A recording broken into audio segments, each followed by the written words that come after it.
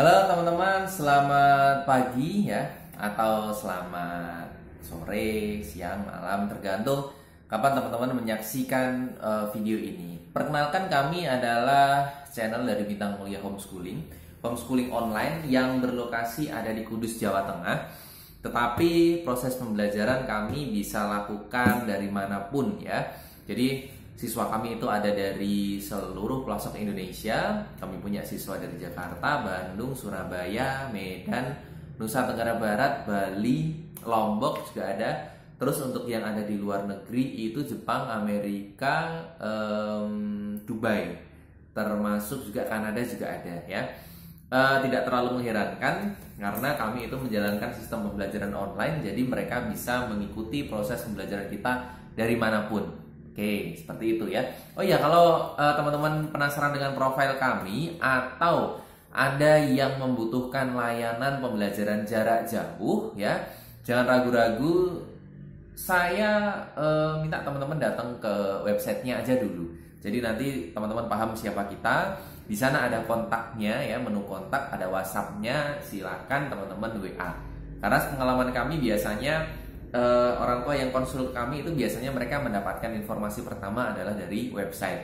Ketemu kontaknya, mereka WhatsApp ke kami. Hari ini saya akan membicarakan tentang bagaimana sih sebetulnya kalau anak saya itu ternyata dia mogok sekolah ya. Kalau kita membicarakan tentang mogok sekolah, sebetulnya saya kepengen membagi nih ya. Saya pengen membagi dari kategori usia atau jenjangnya. Maksud saya seperti ini.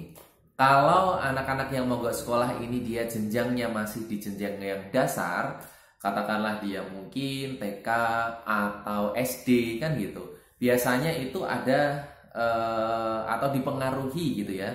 Dipengaruhi dari lingkungan sekitar. Artinya itu pengaruh itu datang dari lingkungan-lingkungan yang ada di luar dirinya sendiri. Bukan lalu kemudian dia ingin untuk nggak sekolah gitu, nggak. Biasanya pasti ada sesuatu yang cukup mengganjal buat dia dan itu datang dari luar diri dia sendiri. Contoh, bisa jadi karena dia nggak nyaman sama temannya, tidak nyaman dengan lingkungan pembelajaran di sekolahnya, tidak nyaman dengan pembelajaran dari gurunya juga bisa, atau mungkin yang sering terjadi dia kena bullying ya. Bullying ini sebetulnya tidak melulu hanya dari kawan-kawannya. Mohon maaf dengan segala hormat. Terkadang itu ada juga tekanan-tekanan baik berupa kalimat gitu, justru datang itu dari para pengajarnya ya. Dengan mohon maaf sekali lagi. Tapi karena memang biasanya yang kita tangani itu seperti itu. Justru bullying ini itu dia datang kalau nggak dari temennya, terkadang itu dari para pengajarnya. Bisa jadi ya, karena ada beberapa oknum. Saya sebut oknum gitu ya, karena ini tidak mengeneralisasikan semuanya. Kadang biasanya ada orang yang berprofesi sebagai pengajar, pendidik, tapi ternyata jiwanya itu dia bukan seorang pendidik gitu loh. Jadi kadang apa yang dia lakukan itu dia tidak sebagaimana pakemnya seorang pendidik. Itu ada ya. Nah, kalau anak-anak yang memang masih usia dasar itu perlu dicari terlebih dahulu kira-kira apa yang menyebabkan dia itu tidak mau untuk melanjutkan sekolah, tidak mau berangkat untuk sekolah. Kalau memang itu datang dari teman-temannya, alangkah baiknya anak-anak kita itu kita dorong untuk menyelesaikan permasalahannya dia sendiri ya.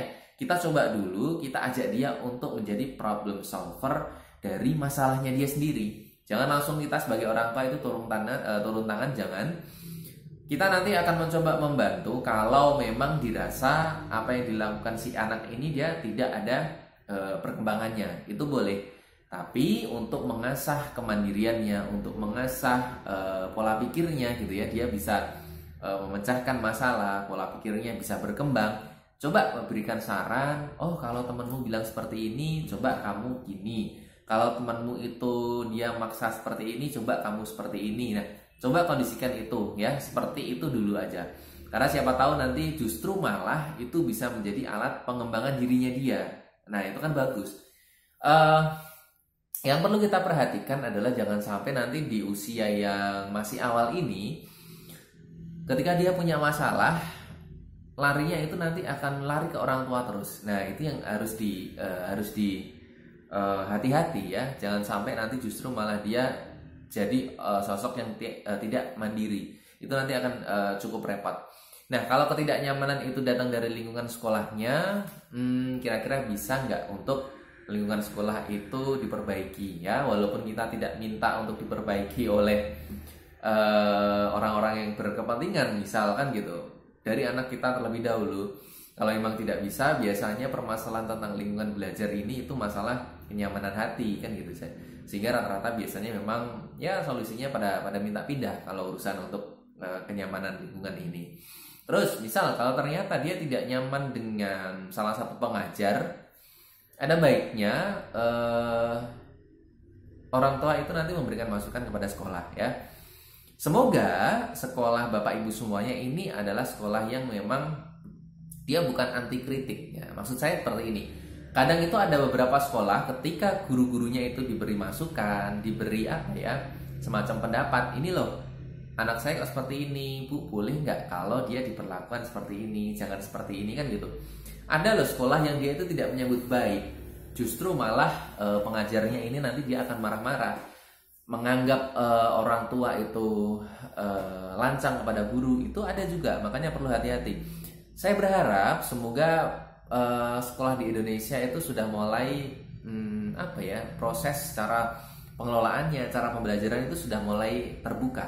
Terbuka itu artinya gini, apa yang memang menjadi hak untuk siswa itu proses belajar itu diberikan oleh guru. Tapi guru harus ingat, sebetulnya proses transfer wawasan ini dia tidak sepenuhnya hanya dari seorang pengajar saja. Anak-anak ini juga nanti akan dapat informasi dari orang tuanya, akan mendapat informasi dari lingkungan sekitarnya. Nah, kenapa enggak 3 aspek ini, sekolah, orang tua, lingkungan, itu dipadukan jadi satu gitu loh, sebagai bahan wawasan pembelajaran. Nah, implikasinya kalau memang berani untuk melakukan kolaborasi 3 ini, harusnya tidak boleh nanti terhadap sebuah kritikan ya, karena ya namanya 3 elemen ini bekerja sama, meramu, berarti otomatis boleh dong ngasih saling masukan kan gitu. Saya rasa itu nanti akan jauh lebih bagus kalau sekolah bisa menganggap ini adalah sebagai masukan, bukan sebagai alat yang digunakan untuk nusuk gitu ya istilahnya para pengajarnya. Jangan. Terus kemudian kalau untuk jenjang berikutnya, tadi kan jenjang dasar yang biasanya dipengaruhi oleh sesuatu dari luar diri dia sendiri. Karena kalau dia masih anak-anak itu kan mudah terbawa oleh apa yang ada di lingkungan sekitar. Kalau sudah jenjang SMP dan SMA, mungkin Bapak dan Ibu semuanya harus lebih jeli lagi untuk melihat permasalahan kasusnya si anak ini, dia kenapa nggak mau sekolah. Saya maksud gini, kadang anak-anak SMP dan SMA itu pemikirannya dia sudah mulai terbuka sehingga terkadang dia sudah bisa menilai. Apalagi kalau passionnya itu sudah ketemu, dia kadang nggak segan-segan untuk minta, "Mah, saya boleh ya pindah sekolah?"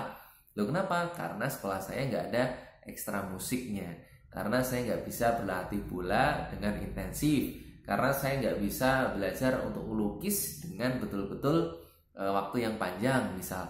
Nah, kalau semacam itu berarti Bapak dan Ibu semuanya konteksnya mogok sekolahnya itu karena dia tidak sesuai dengan sistem yang ada di kurikulum sekolah itu.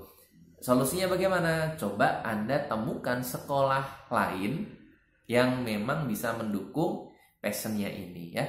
Sekarang banyak kok sekolah-sekolah yang dia itu berani untuk membuka diri, mengajarkan sesuatu yang memang itu sesuai dengan kodratnya si anak-anak ini. Jadi tidak semuanya harus dipaksa untuk pintar matematika, dipaksa untuk pintar ini dan itu, tapi mereka dibimbing untuk menuju kesempurnaan passion dan bakatnya masing-masing yang sudah ditemukan, atau yang belum ditemukan berarti sama-sama untuk mencari.